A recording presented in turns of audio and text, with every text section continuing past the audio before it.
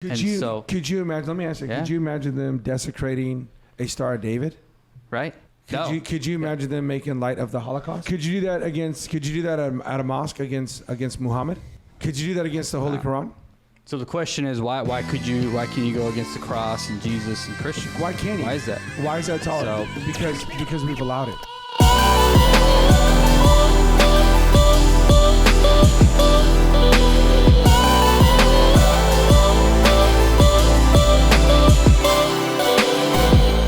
Hey, welcome to the Not Offended Podcast. It's your boy Anthony, the conservative Chicano man. We got a hot one today. Bill, the agent. Of course, we got the Bishop of the Token. Mike, I just want you to know, man, we're going to talk about Hillsong today, and Carl Lentz says your famous line, "It's tricky to be white." Hey, he knows what's up. He does. So we're going to get right into it. Hey, this is Not Offended Podcast. We talk about culture and its influence on the church, and we got a good one. And I just want to encourage everybody to like, subscribe, to go ahead and share it with a friend. But we got something to talk about. So I couldn't finish watching the Hillsongs, guys. I couldn't do it. I got through episode 2, and I just felt like I was watching a novella. And for those of you not familiar with the novella, it's a Mexican soap opera that is just over the top. It's almost fake, and I couldn't do it. I mean, I know. Am I the only one? Could you stomach the rest of it? I tried to warn you guys last week. You did. I mean, He never saw one episode. And he said, "This is a novella." This is what he said. Yeah. What about you guys? Any thoughts?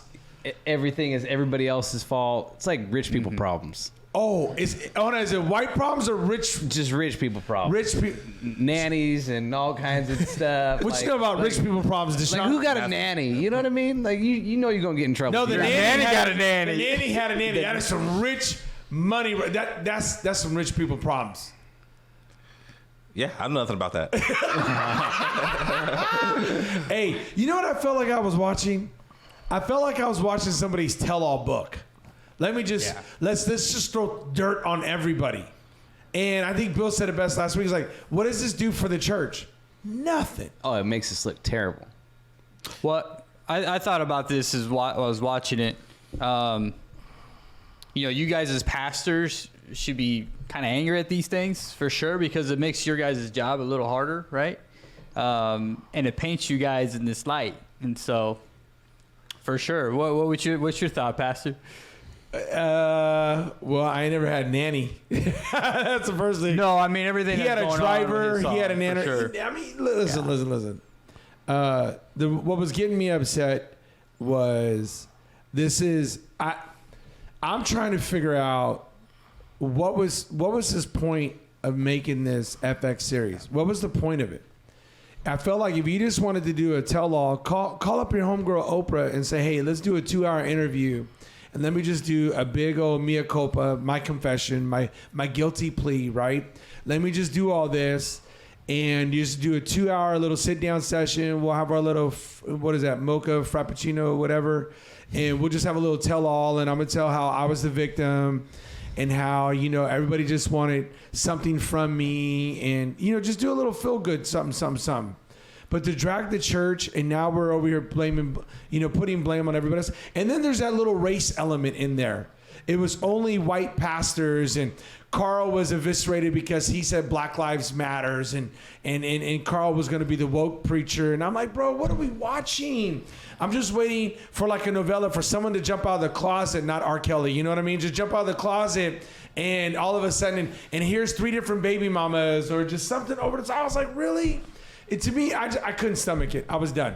I was like, I know the church has problems because it has people and people have problems. But to do that whole thing and just to bring down all the good that actually the church does as well, I just feel like it got all lumped in. There was an agenda. And sure. to me watching it, the agenda was this was put on by a progressive magazine, newspaper, right? Progressive people who had an agenda to tear down a conservative church or a church that has conservative values. That's all it was. If you listen to subversive themes, that's all it was. So I don't know. What are your guys' take as pastors? How do you feel? I mean, if we take Carl Lentz at his word, it seemed like he felt hurt by the church because he comes out and saying like, he told everything in that one interview. I mean, that one like Zoom call. And then after that, he's like, no one else talked to him. and then they started putting all that stuff in public. And that maybe he thought they were going to protect him more. And so from then on out, he was like, I'm just hurt, forget it. How do I get another check? Because the people I cared about left me out to dry. Which could have been, it can be, I don't know if it is true or not, but it could be true. If they went out, was like, no, we need to separate ourselves from him. Could we got to protect the church? Okay, he could have felt left out. Let me ask you something. What would you do if he was on his leadership, if you were leadership of the organization, and he says here's the other thing, he confessed everything. What was everything? What if he says, hey, I was sleeping with her, I was taking these pain medications, I was drinking, and matter of fact, I was at this nightclub. What if he just let out everything and you're going, oh, snap? That's what seemed like what happened. Yeah. Yeah. No, well, he actually didn't confess everything. No, I don't think he came clean with everything. Bro, No, he said the first time he did it. He's shacking up with his nanny who's married to another pastor in the same organization just right up the road in Buffalo. Yeah, he said that. He said in a Zoom call. We got problems. And that's why he said his wife had to get off the Zoom call because she didn't even know that yet. You're making our point over here. Yeah. No, I'm saying he's like, okay. Okay, no. You're making our point like, Carl, what'd you think was going to happen? I'm saying this is what he's thinking. I'm your employer and you just dropped a bomb on me. That it's going to be in every tabloid. It's going to be in every paper. I'm expecting lawsuits all the time. What you really think I was going to do? Just pay you for the rest of the year and get you a nice little moving truck? Hook you up with another nanny? Well, he thought and his wife thought because their daughter was going through it that they would maybe not release some of that information. But from the organizational point of view, like, how could you not? I mean, he literally, for a lack of a better phrase, he made his bed, and he had to sleep in it. Was there a better phrase? Because that's you're talking about sleeping with the nanny, and you're saying he made his bed. Slept on a couple beds. Yeah. Oh, Bill, that's cool. It's true. It's true. Well, this is not a fit podcast. Bound to offend somebody here. But I felt like towards the end of the second episode, I thought his agenda and his wife's agenda, and then they brought her parents on there as well. I'm there going, why would you put all your stuff out there like this? Why would you have your parents out? And I think it's because they're trying to get back at Hillsong. They're trying to get back at Brian Houston and his wife for, throwing them under the bus per se, putting their stuff out there when their daughter was going through it. How come they couldn't have been a little bit more lenient? How come they couldn't have been more gentle when all this went down? Yeah, they thought Hillsong was going to have their back more, whether they should or shouldn't have. That's what they thought. Okay. And the fact that they didn't, they're like, forget it. We're going on the offense, so we're going to go after you now. Okay, so let's unpack that just for a minute because I'm over the novella known as Hillsong and Carl Lentz. I'm over it. What does it mean to have somebody's back? What exactly was he expecting? Help me to understand, since you brought that up. For it not to go public. Hushed. Yep. Yeah. They actually talked about that. Maybe some other His controversial side chick things. was going public already. She was already going public, getting all these interviews. She was getting paid. Talk about how much of a freak he was. How he pursued her over some yoga or something. Come on. What did he really think was going to happen? Okay, You act like the devil has a merciful moment. there was an interview that he had referenced that happened like 5 or 6 months after everything had already come out that Brian Houston did, and he felt like that was just, why did you need to do all that? Everything had quieted down. Okay, I love that. Why did you have to? Okay, that's great. Why did you have to do all that? Yeah, I'm sure Hillsong had to answer some questions. I don't know. Oh, okay. We're just saying that's his motive. That's what he's thinking. That's what Carl Lentz is thinking. I'm trying to understand where you guys are coming from. I'm nowhere. This is what Carl Lentz is saying. He's a victim. Yeah. Okay, do you feel bad for that brother? No, I don't feel bad. You feel bad for that? I feel bad for his kids. I do. Do you feel bad for that brother? No, it's a mistake he made. You feel Yeah. bad for the brother? No, I feel bad for everybody who's been hurt for sure. Okay, Believed in listen, him, man. so. Hey, you play big boy games, you get big boy prizes. This is how I look at it. Yo, man, I don't know how you expect people to have your back. I expect your friends to have your back because they still your friends. But if your friends was trying to call you out on it and trying to tell you what you was doing as wrong as you weren't listening, that's on you, man. And you can't expect your boss, who now has got to protect the organization because there might be some lawsuits. Yo, man, I don't know. I don't know exactly what was being expected, but I just think you mess around, you're going to find out. And he found out. So, now I'm sure he's still got his – I think he said him and Joel were good friends. There was a group of them, I hope they still stay in touch. Because, I mean, if it was one of you guys, I'd still stay in touch. You're still my boy. You know, I'd help you guys. I'd do whatever. Now, I'm not going to support what you was doing, but I'm going to help you now because I got your back. That's what friendship does. But here's the thing I'm trying to get through. Like, did he think him and Brian Houston were friends? Well, for sure. The way they made it sound was like, yeah, he was his trophy boy. Like, he handpicked him. This was the guy. Well, him and his son. And then Lence's wife's family was connected to them. Yo, man, end of the day, I got news. Hey, I'm going to give you a quick little lesson here. End of the day, it ain't like that. It ain't like that. When he sits in a seat that's running the organization, he will always be your leader first before he's ever your friend. I don't care if you moved in. I don't care if you was sharing a room with his son, Joel Houston. His son will always be his son. But I'm going to tell you right now, you ain't related. It's blood, baby. That's just how it works. And so I don't know. That's on him. You should have known. And so that's it. If it came down to protecting the organization and you gotten to be thrown under the bus, you're going to get thrown under the bus. He's going to protect the organization at the end of the day. This is what he built. This is what him and his wife built. You know, this is how it's going to be. I mean, I hate to be the person who says it, but you should have known. I mean, you got your friends. Your friends will still be your friends. But in that case, I don't know. Maybe he was expected too much. But, I mean, what you can learn from the Bible. He was talking about culture and its influence on the church, but you can learn from the Bible. If you really thought that Brian Houston was getting jealous and it was a Saul David type thing, hey, man, you could have just learned from that lesson right there. End of the day, you know what? You should have known. That's just all. I feel bad for him and the family, and I feel bad for where he's coming from. Like, yeah, I thought some people were gonna have my back. Well, welcome to the real world. This is how it rolls. This is how it goes. So, you know, to me, I just think this is just me. You should have moved on. After it all came out, you know what? You're the one reliving this because you're the one that shot the documentary. Now this is forever going to be out there, and you're going to look back at 10 years. You're going to be like, I shouldn't have did all that. Yeah, it was quiet for the last 2 years. Just move on. You got your job at Mike Todd's church. By the way, it was in L.A. this last weekend. You know, you got your job at Mike Todd's church. You're making money. Yeah, he did a little pop-up church in L.A., a real pop-up church. So it's like a traveling circus. Yeah. No, I said pop-up church. I didn't say circus, Mike. So Come on. I'll ask you guys moving forward for Carl Lentz, how long before he gets back up in the pulpit and starts up? Or is this a rebranding? Is this a restoration of his brand? And what's today's date? Today's date is the 20. We're going to timestamp. This is May 29, 2023. Okay, we'll start on this side. How long before Carl Lentz preaches a sermon? You go, Token. Let's hit it. January 24.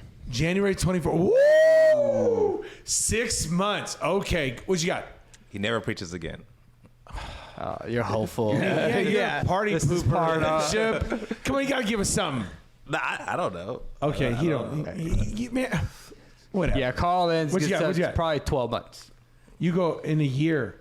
Yeah, Ooh, where he comes up as a new restored man, pastor. So you got to either go under 6 months or over a year. I'm going to go Carl Lentz is back in the pulpit.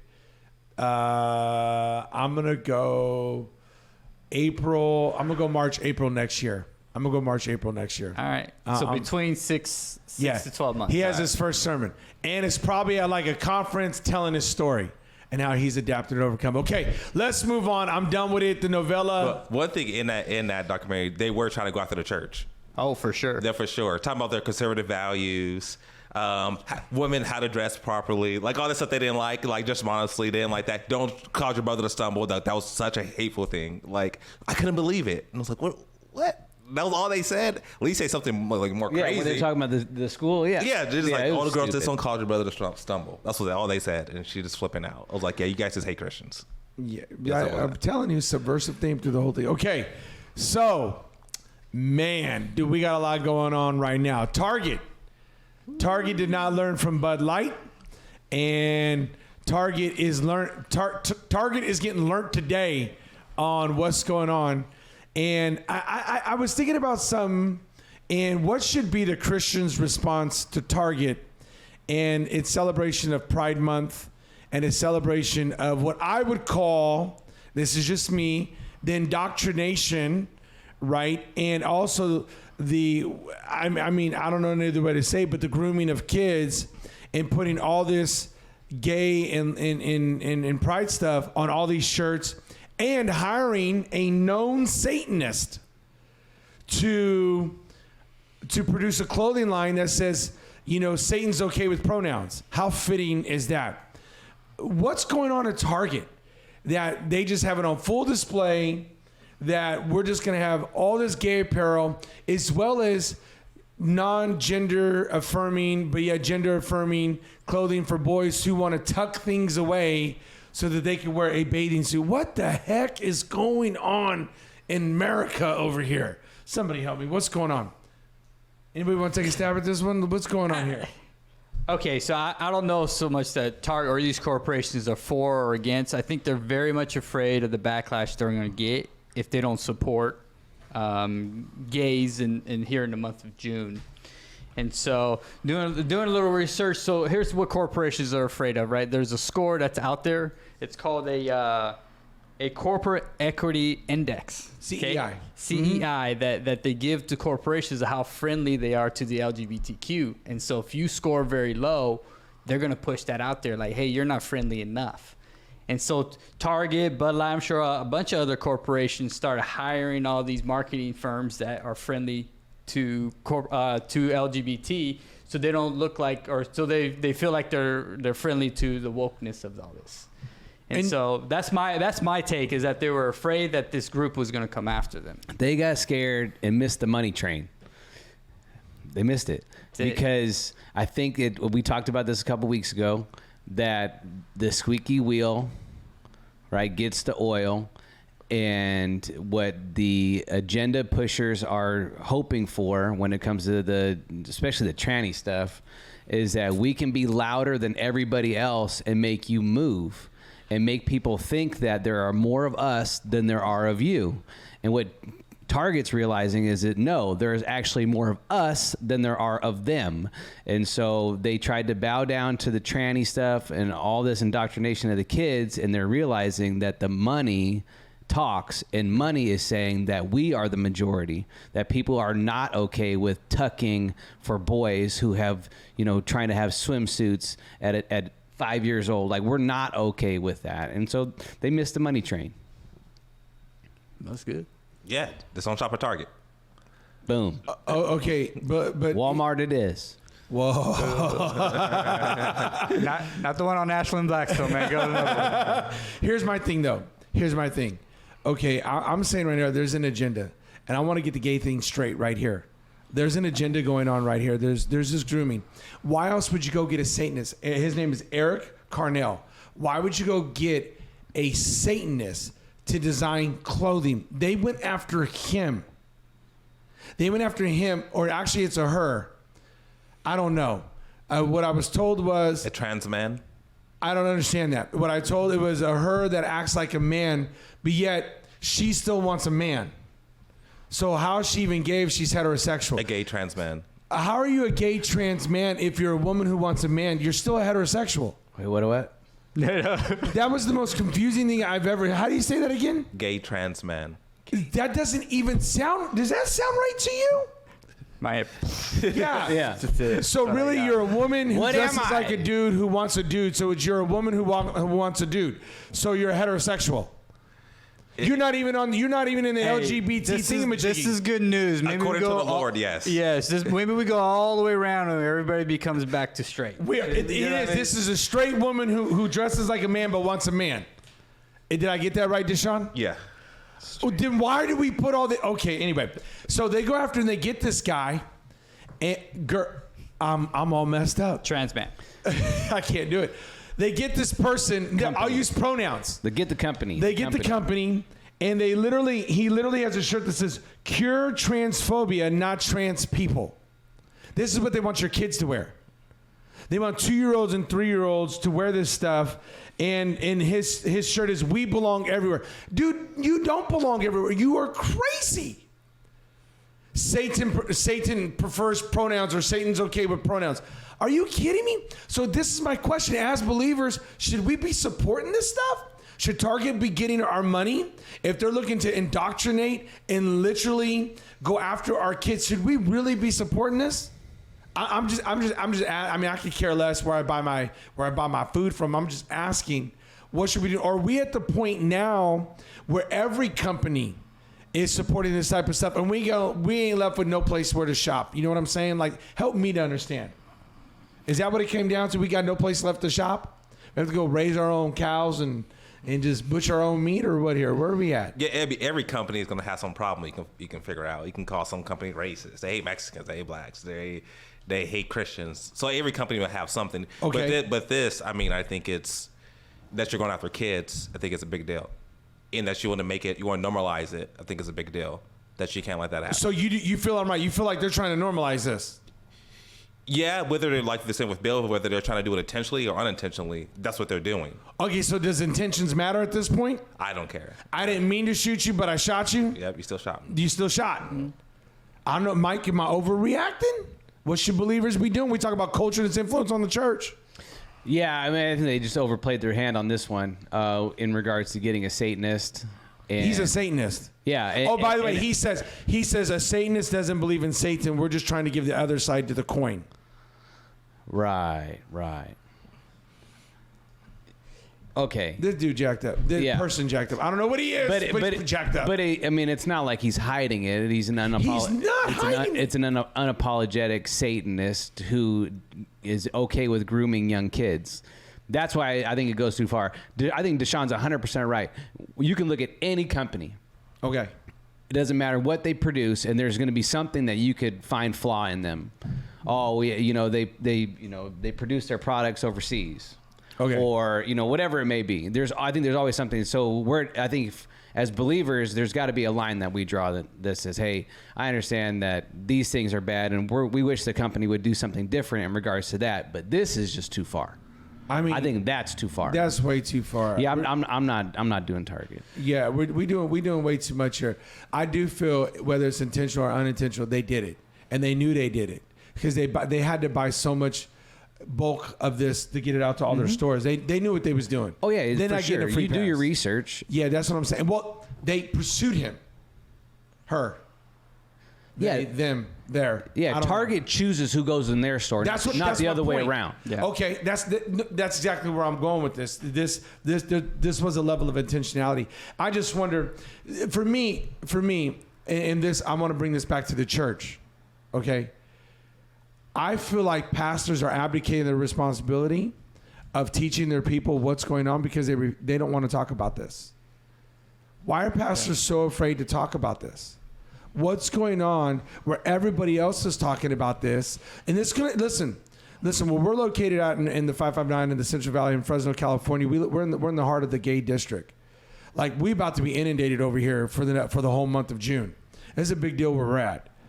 Why do pastors not want to talk about it? And the biblical stance that they should have against this. Like when like this isn't on their preaching calendar, because remember, there could be A, B, C, or D. Remember, there could be these multiple things because God needed help in designing humanity. I'll tell you, I think the pastors and churches have been kind of testing the waters over the last couple years. They got their own CEI index? That's it. But they've been testing the water, and this to me is a good thing, that you're pushing back. You're having everybody pushing back. Target's losing dollars. I'm not going to shop in there myself, but that they're being exposed as being tied to satanic things and things like that. And as people get behind this, I think other churches and pastors may start getting on board too. I did hear of another church just this past weekend that talked about trans. That finally came out and said that this is the stance. I haven't heard the message, but I did hear that they came out, pretty large church here in town, that said, hey, this is not our stance. We're not for the trans stuff. So here's this is just me, right? Knowing that Pride Month which is completely antithetical to the gospel. Yeah. Think about it. Pride Month. When God's word literally says God opposes the proud and gives grace to the humble. How more obvious can it get? I as an American, right? What you want to do after you turn 18, that's on you. I don't care if you want to go get surgery. That's up to you, man. You got to answer before your maker for your own.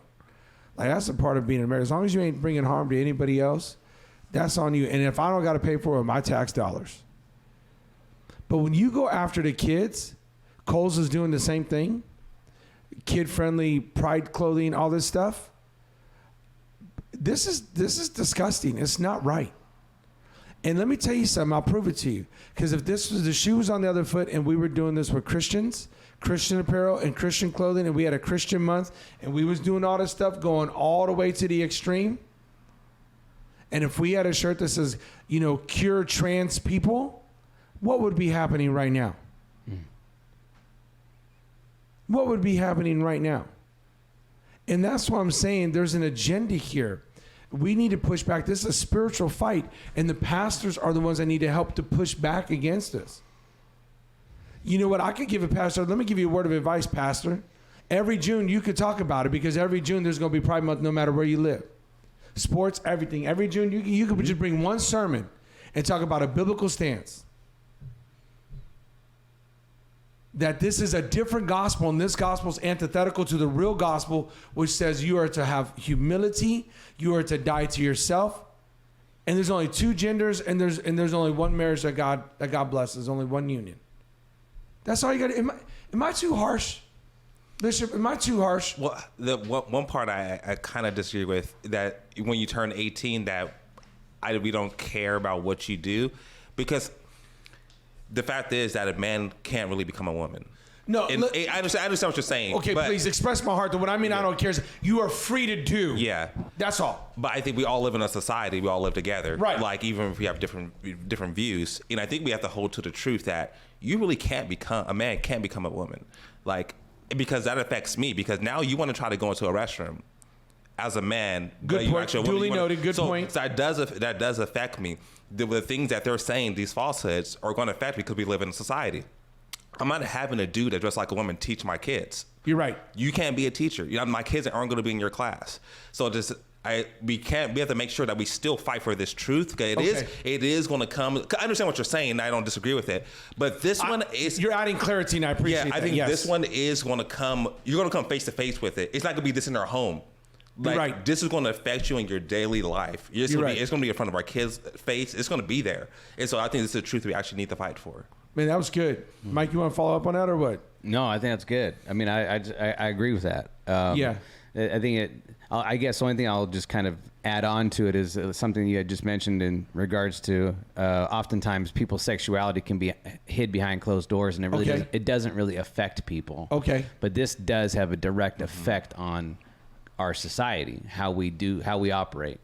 Because I know even now, like my kids being little, I make sure that I walk with them to the bathroom, and as my kids are getting bigger, you know, sometimes they get to go to the restroom by themselves, depending on the situation. Like, things change. Things really change. No, you two bring up, Bill, I think they bring up a very valid point, and thank you for clarifying, because that is my heart as well as what you were discussing.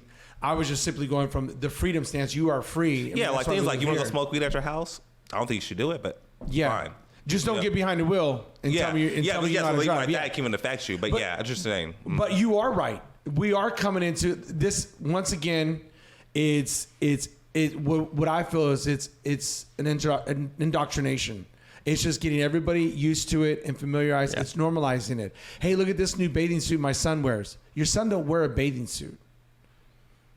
Okay. He doesn't, or you know, he can put on shorts, but he's not putting on, you know, a bikini that has a tuck apparatus. I don't even know what that is, but whatever. This is just, it's too much. It's too much too soon. Kids should just be worried whether or not your kid knows how to swim. How about that? Yeah. So I did find a little humor in the point of this Not Offended podcast. Thank you for tuning in. Don't forget to like, comment, subscribe. Tell us how you feel, right?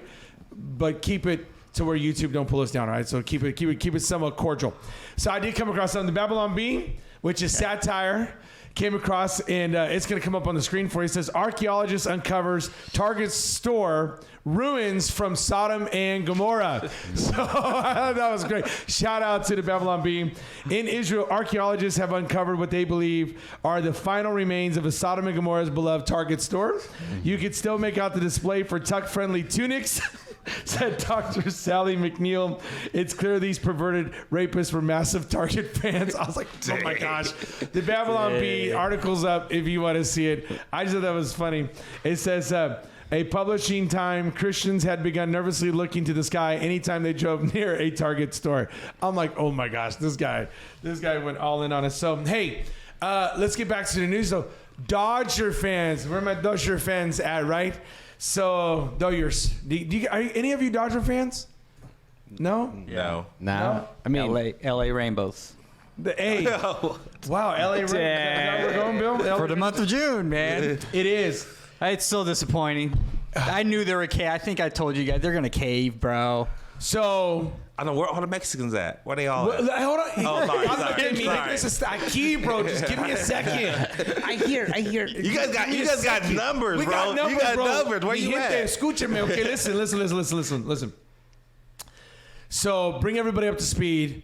The Dodgers had told we would have a Pride Month or Pride, whatever the game for a Pride friendly Celebration, game yeah. celebration. Okay, but they found out about the Sisters of Perpetual indulgence, and there's these guys who are drag, so they're trans, and they do this really, really heinous stuff, and it's so bad. We actually have a video clip, and right here, I'm gonna warn you, if you don't want to watch it. Yeah, don't watch it. Don't watch it, yeah. It's disgusting. They make a mockery of Jesus, of Mary, of the crucifix. But you need to know who the Sisters of Perpetual Indulgence are, okay? Watch this.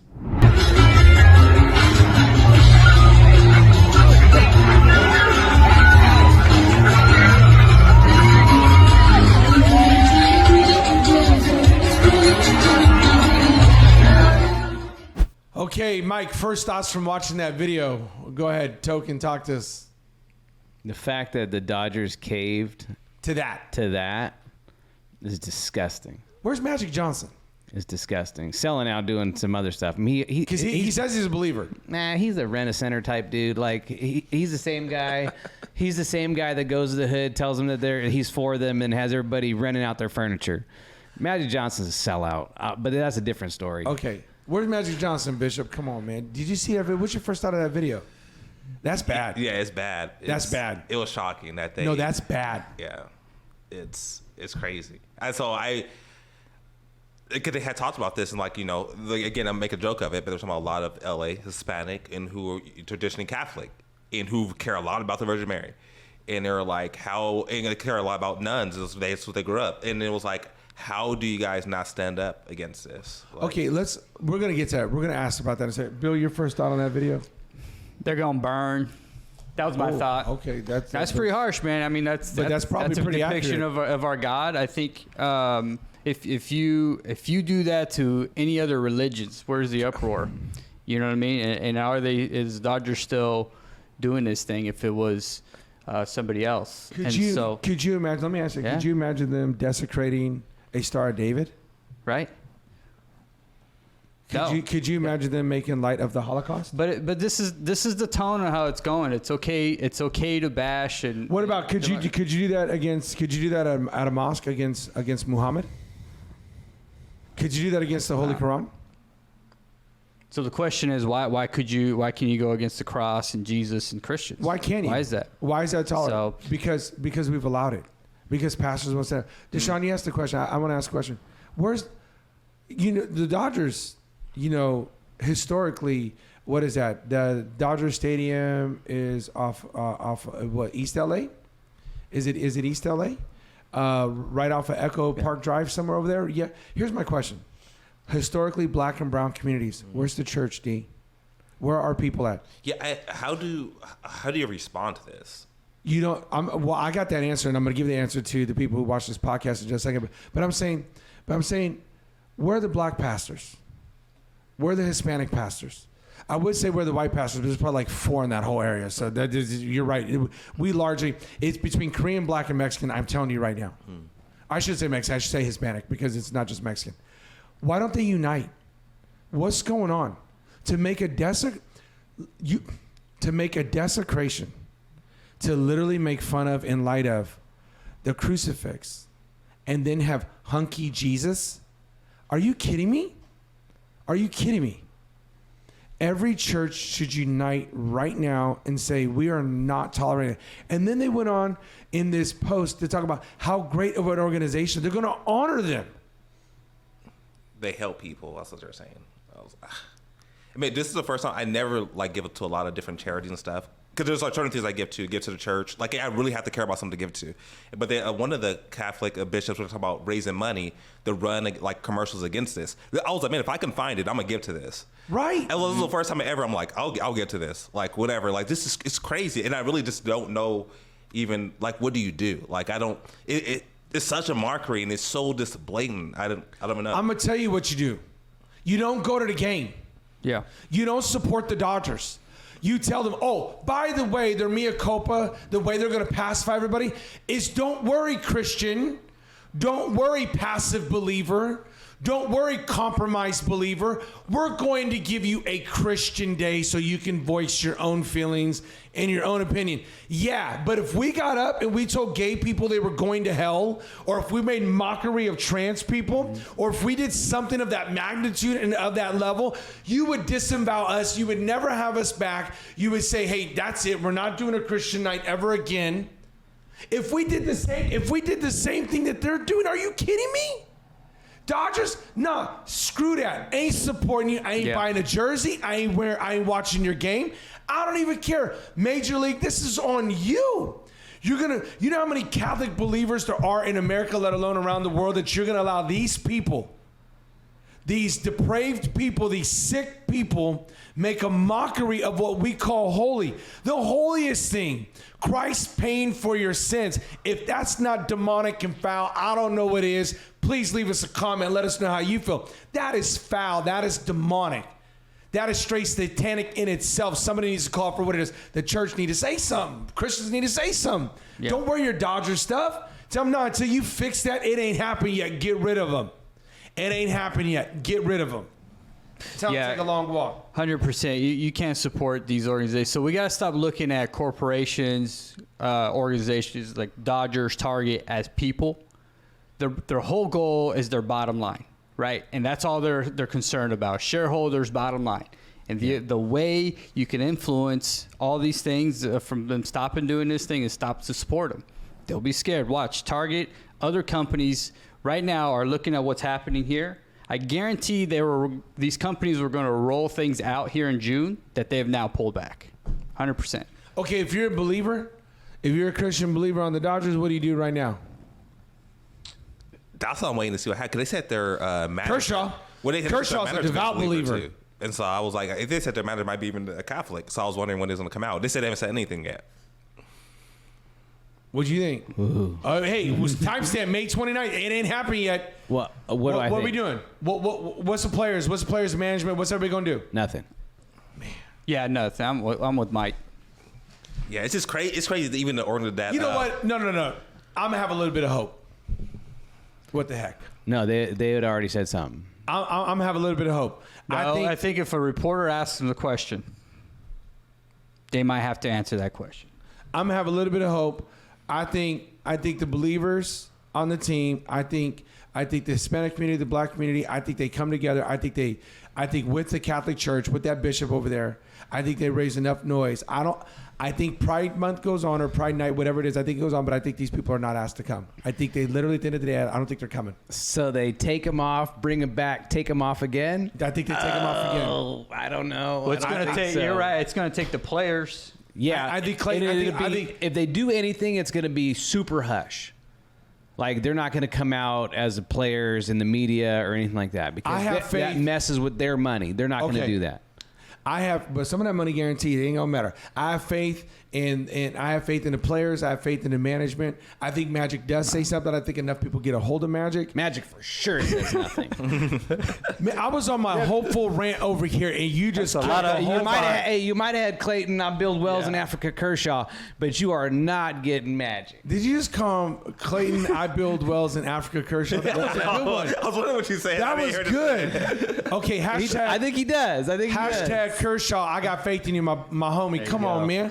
Man, we got to do something, bro. If these hockey players can say something and take a stand, you can take a stand. Let's do this. Yeah, but them dudes are like Russian. They're like what? Russian. Right. I can't go back to if I go skate with the rainbow on me and I go home, they're gonna kill me.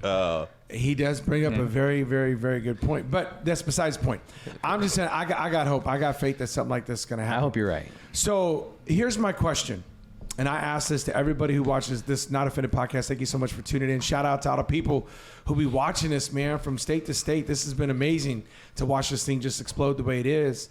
Talk about culture and its influence on the church. As a believer, what do we do now? Clearly, I don't care if you've been living under a rock or your head in the sand.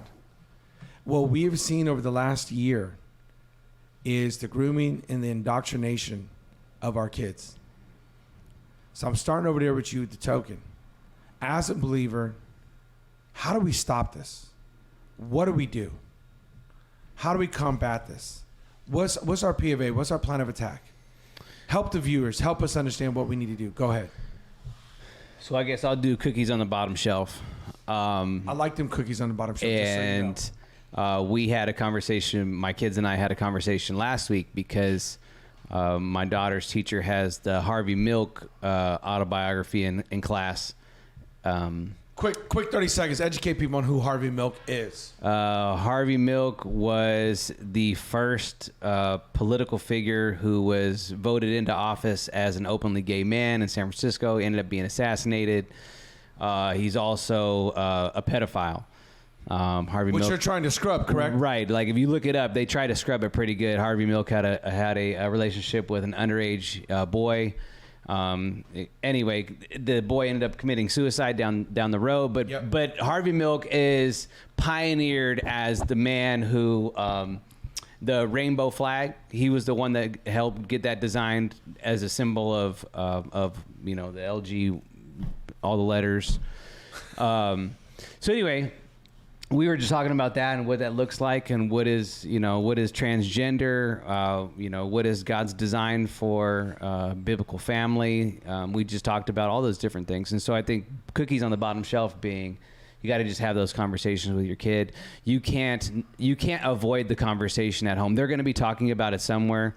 I mean, I know a kid in my daughter's class, she's in 4th grade, they're already, calling each other as teasing, transgender. Like, so if you think that your kid is too young, that they're not talking about it, like they're talking about it. So you're either going to have some kid in class teaching your kid, you're going to have some progressive teacher teaching your kid, or you can teach your kid.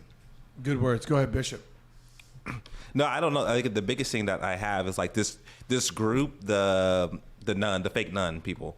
What are they called? Yeah, Perpetual Indulgence. Sisters of Perpetual Indulgence. The fact that they can actually exist irritates me, bothers me, and I'm just wondering, how, I don't know.